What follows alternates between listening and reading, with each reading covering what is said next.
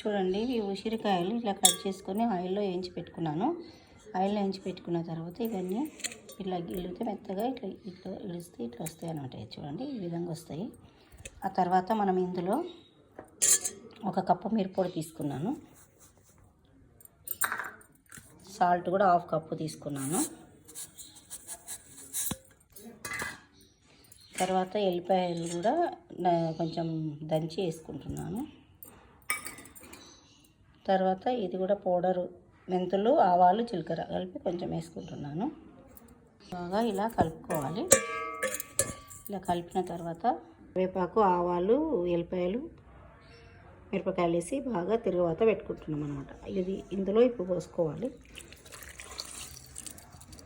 ఇందులో 2 నిమ్మకాయల రసం పోసుకోవాలి, ఎందుకంటే అవి చెడిపోకుండా ఉంటాయి. ఇప్పుడు మనం దీన్ని బాగా ఒక 2 డేస్ ఇలానే ఉంచుకోవాలి. మనము తర్వాత 2 రోజుల తర్వాత మళ్ళీ